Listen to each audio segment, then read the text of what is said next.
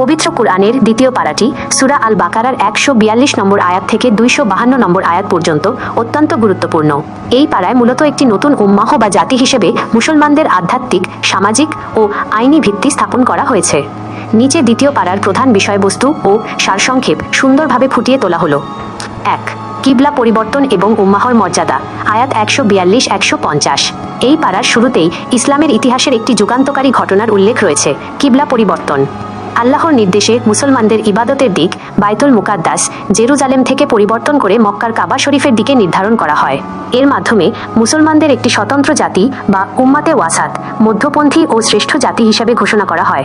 এটি ছিল মূলত ঈমানের একটি পরীক্ষা, যা প্রকাশ করে কে রাসূলুল্লাহ শাহের নিঃশর্ত আনুগত্য করে। 2. ধৈর্য, শকর ও আল্লাহর পরীক্ষা। আয়াত 151-157।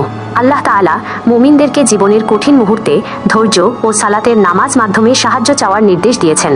এখানে মনে করিয়ে দেওয়া হয়েছে যে জীবন পরীক্ষা নিরীক্ষা, ভয়, ক্ষুধা, জানমালের ক্ষতি ইত্যাদির মাধ্যমে আল্লাহ বিশ্বাসীদের পরীক্ষা করবেন।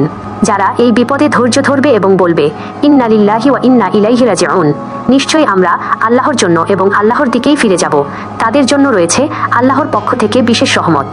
3. আহকামে হজ ও হালাল হারামের বিধান। আয়াত 158-177।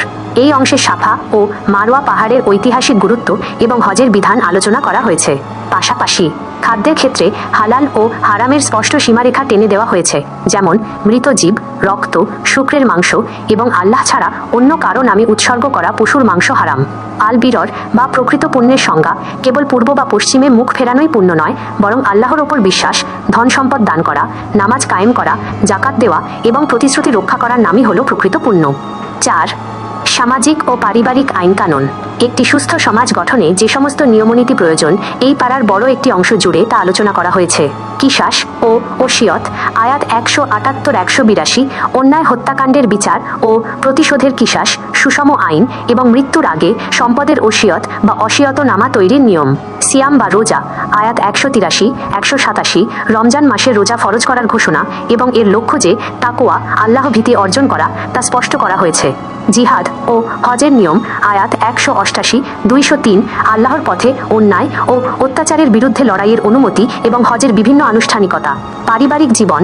আয়াত 222-242।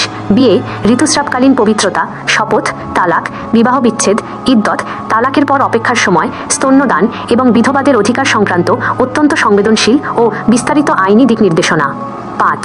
বনি ইসরায়েলের ইতিহাস ও তালুত জালুতের যুদ্ধ। আয়াত 243-252। পারার শেষের দিকে বনি ইসরায়েলের একটি ঐতিহাসিক ঘটনার মাধ্যমে মুমিনদেরকে আল্লাহর পথে জিহাদ ও ত্যাগের প্রেরণা দেওয়া হয়েছে।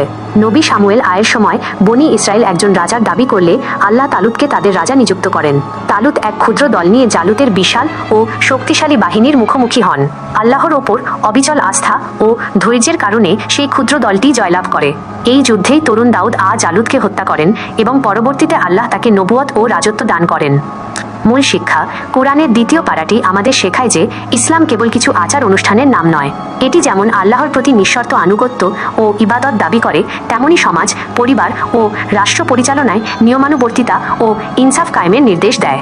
বাধা বিপত্তিতে ধৈর্য ধারণ এবং আল্লাহর ওপর ভরসাই মুমিনের আসল হাতিয়ার। ভালো লেগে থাকে এবং একটুও উপকারে আসে তাহলে ভিডিও একটি লাইক দিতে ভুলবেন না। আর এমন আরও ভিডিও দেখতে চ্যানেলটি সাবস্ক্রাইব করে আমাদের পাশেই থাকুন। ধন্যবাদ।